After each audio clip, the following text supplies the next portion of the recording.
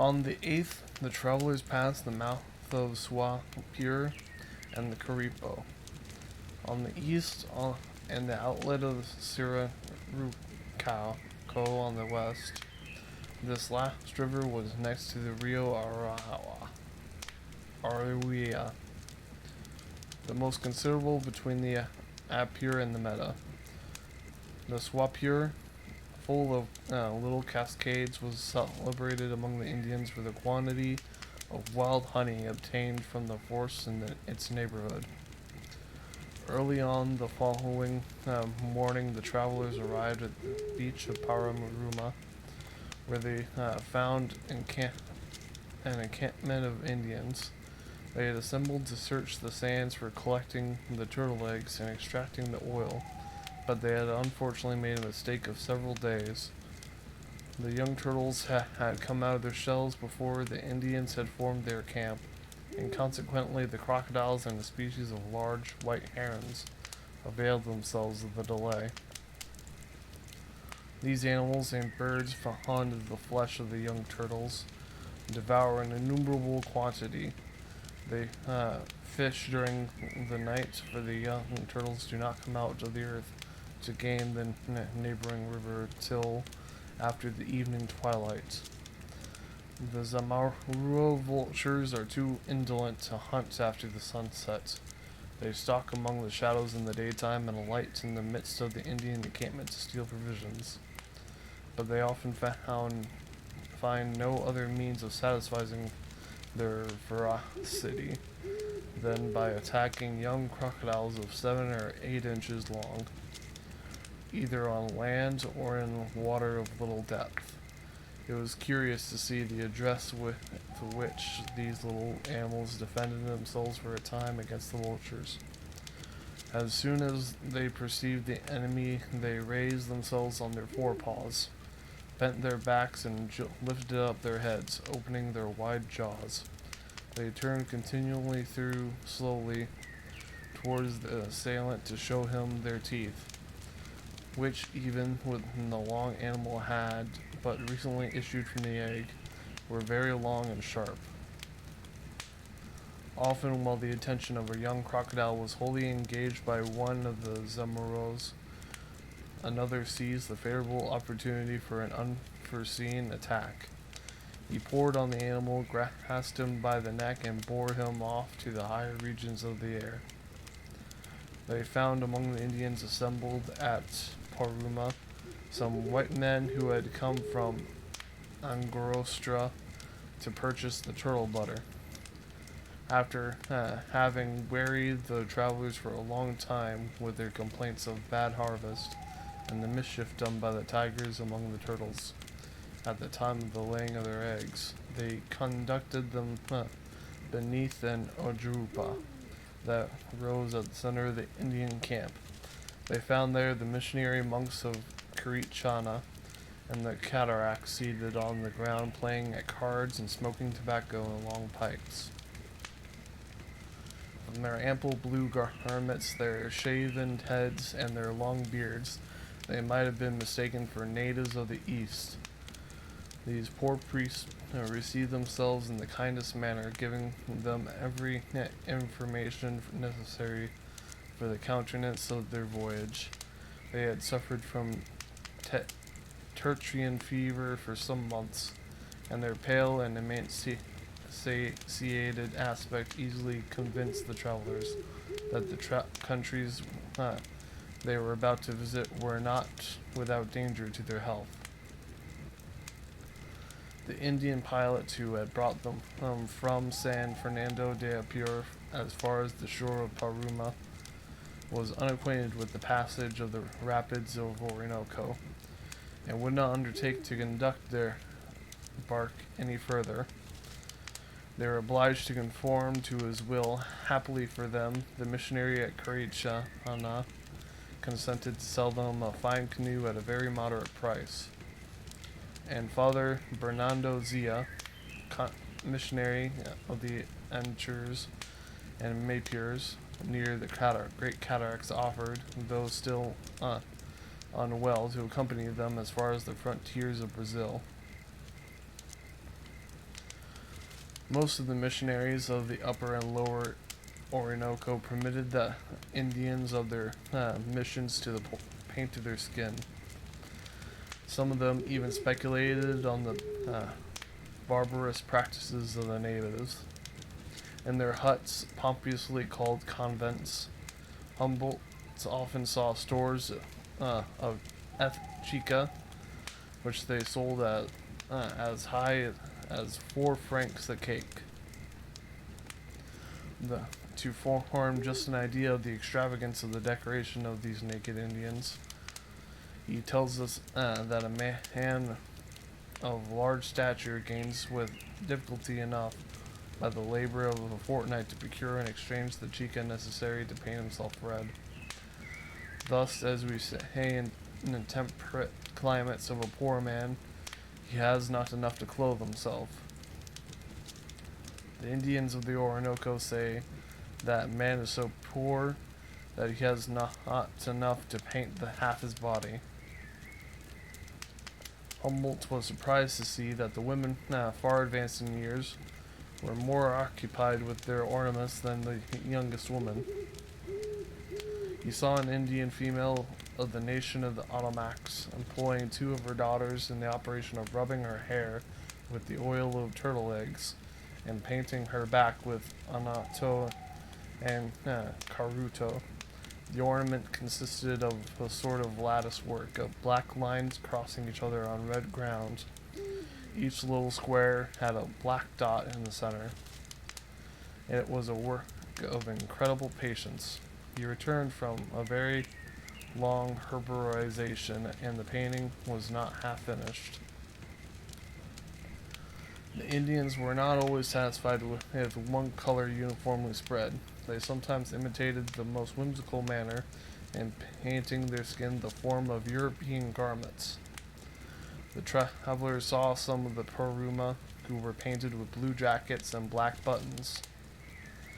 The missionaries related to them that the Guavaras of the Rio Cora were acquainted to stain themselves red with annatto and then to make broad transverse stripes on the body, on which they stuck the spangles of silvery mica. Seen at a distance, these naked men appeared to be dressed in laced clothes. The travelers had an excellent opportunity while on the Orinoco of examining the several animals in their natural state, which till then they had only seen in the collections of Europe. These little animals formed a branch of commerce for the missionaries. They arranged tobacco, resin, and pigment of chica, rock mannequins, orange monkeys, capuchin monkeys, and other species of monkeys, in great request on the coast, for cloth, nails, hatchets, fishhooks, and pins. The productions of the Orinoco were bought at a low price from the Indians who lived in dependence on the monks, and these same Indians purchased fishing and gardening implements from the monks at a very high price, with the money they had gained at the egg harvest. Humboldt and Bonpland brought several animals, which they kept throughout the rest of their passage on the river, and studied their manners. Among these were a little monkey called the titi. No other monkey has so much physiognomy as the child as the tiki. There is the same expression of innocence, the same playful smile, the same rapidity in the transition from joy to sorrow. Its large eyes were instantly filled with tears when it was seized with fear. It was extremely fond of insects, particularly of spiders. The sanguinity of this animal is so great that one brought in their boat to the Angusta distinguished perfectly the different plates annexed to one of the Cuvier works on the natural history. The engravings of his work were not colored, yet the titi advanced rapidly in its little hand in the hope of catching a grasshopper or a wasp every time the travelers showed it the plate on which these insects were represented. It remained perfectly indifferent when it was shown engravings of skeletons or heads of mammiferous animals. When several of these little monkeys shut up in the same cage were exposed to the rain, they twisted their tails round their neck and intertwined their arms and legs to warm one another. The hunters told the travelers that in the forest they often met in groups of 10 or 12 of these animals, whilst others set forth lamentable cries because they wished to enter the group to find warmth and shelter.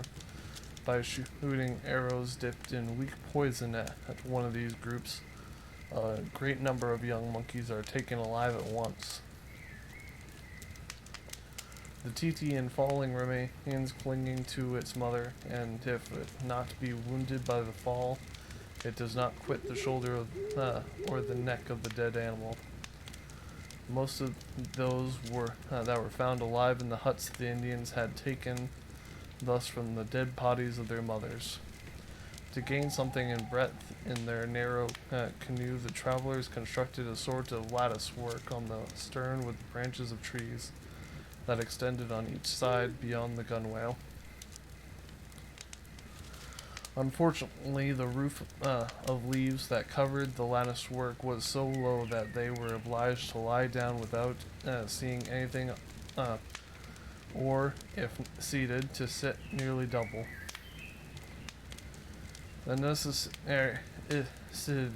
of carrying the canoe across the rapids, and even from one river to another, and the fear of giving too much to hold to the wind by making the roof higher, rendered this construction necessary. The roof was intended to cover 4 persons lying on the deck, or latticework of brushwood, but their legs reached far beyond it, and when it rained, half their bodies were wet. Their couches consisted of ox hides or tiger skins, spread upon branches of trees, which were painfully felt through so thin a covering. The fore part of the boat was filled with Indian rowers furnished with paddles, 3 feet long in the form of spoons. They were all naked, seated 2 by 2, and they kept time in rowing with a surprising uniformity, singing songs of a sad and monotonous character. The small cages containing the birds and the monkeys of the travelers, the number of which increased as they advanced, were hung, some to the roof and others to the bow of the boat. This was their traveling menagerie. Every night when they established their watch, the collection of animals and instruments occupied the center. Among those were placed first hammocks, when the hammocks of the Indians, and on the outside were the fires which were thought indispensable against the attacks of the jaguars. And a canoe not 3 feet wide and so encumbered that there remained no other place for the dried plants, trunks, sextants, dripping needles, and the meteorological instruments than the space below. The lattice work of branches on which Humboldt and Bonpland were so compelled to remain stretched the greater of the day. If they so wished to take the least object of a trunk, or to use an instrument, it was necessary to row ashore and land.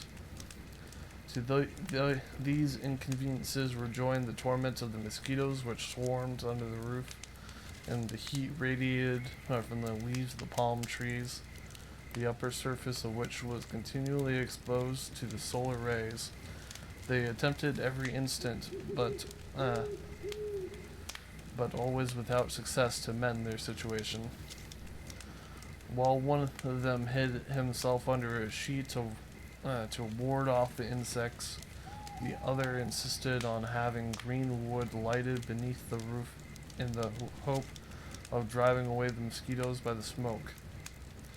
The painful sensations of the eyes and the increase of heat already stifling rendered both these contrivances alike impractical.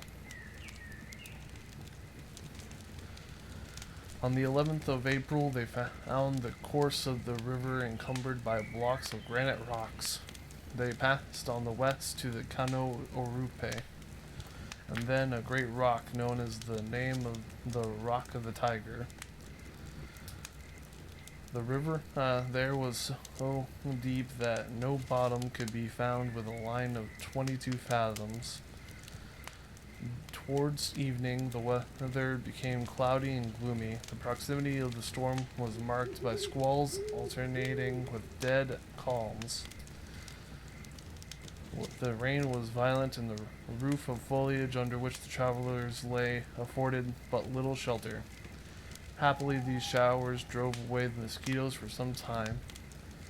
They found themselves before the cataract of Cariven, and the impulse of the waters was so strong that they had great difficulty in gaining the land. They were constantly driven back to the middle of the current. At length, two Salivay Indians, excellent swimmers, leaped into the waters, and having drawn the boat to shore by means of a rope, made it fast to a shelf with bare rock, on which they passed the night. The thunder continued to roll during a part of the night. The swell of the river became considerable, and they were several times afraid that their frail bark would be driven from the shore by the impetuosity of the waves. The next day they found the bed of the river to the length of 3,600 feet, full of granite rocks. They passed through channels that were not 5 feet broad. Their canoe was sometimes jammed between two blocks of granite, and the current was too violent to be resisted.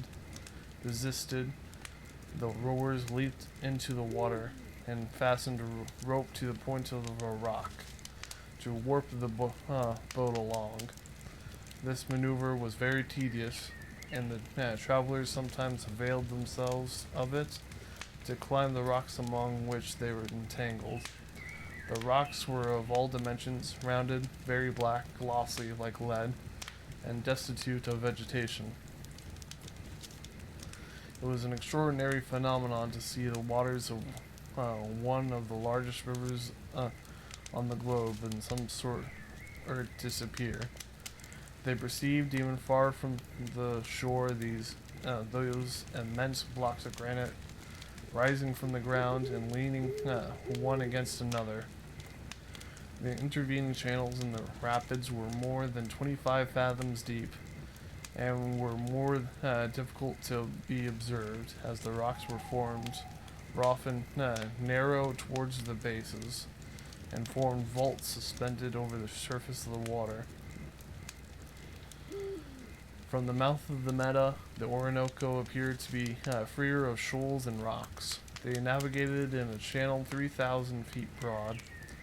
The Indians remained rowing in the boat without towing or pushing it forward with their arms, and wearying the travelers with the tenor wild cries. It was night when they reached the cataract of Tehabaje. As the Indians would not hazard passing the cataract, they slept on a very incommodious spot, on the shelf of a rock with a slope of more than 18 degrees, and of which the crevices sheltered a swarm of bats. They heard the cries of jaguars very near them during the whole night. The jaguars were answered by their great dog in lengthened howling. Humboldt waited the appearance of the stars in vain. The sky was exceedingly black, and the hoarse sounds of the cascades of the Orinoco mingled with the howling of the distant thunder. Early in the morning of the 13th, they passed the rapids of Tabaje and again disembarked. Father Zia, who accompanied them, desired to perform Mass in the new mission of San Borja, established 2 years before. They found there 6 horses inhabited by uncatechized Guajibos. They differed in nothing from the wild Indians. Their eyes, which were large and black, had more vivacity than those of the Indians who inhabited the ancient missions. They were offered brandy, but they would not even taste it. The faces of all the young girls were marked with round black spots, like the patches in which the ladies of Europe formerly imagined they set off their whiteness of their skins. The bodies of the Guajibos were not painted. Several of them had beards of which they seemed proud, and taking the white men by the chin, they showed them by signs that they were made like them. The Orinoco, in running from south to north, was crossed by a chain of granite mountains, twice confined in its course. It turbulently broke on the rocks. Nothing could be grander than the aspect of this spot. It was traversed in an extent of more than 5 miles by innumerable dikes of rock, forming so many natural dams. The space between these dikes was filled with islands of different dimensions, some hilly, divided into several peaks and 12 or 1500 feet in length, others small, low, and like mere shoals. These islands divided the river into a number of torrents, which boiled up as they broke against the rocks. The jaguars and coricotos, with plumy leaves, with all the islands were covered, seemed like groves of palm trees rising from the foamy surface of the water. Blocks of granite were heaped together as in the moraines which the glaciers of Switzerland drove before them. The river was engulfed in the caverns, and in one of these caverns the travelers heard the water roll at once over their heads and beneath their feet. The Orinoco seemed divided into a multitude of arms or turrets, each of which sought to force a passage through the rocks. They were struck with little water to be seen in the bed of the river, the frequency of subterraneous falls, and the tumult of the waters breaking on the rocks and foam. From Caracas, the travelers proceeded to Atures. The missionary at Atures related to them a striking instance of the familiarity of a jaguar. Some months before their arrival, a jaguar, which was thought to be young, though of a large size, had wounded a child in playing with him.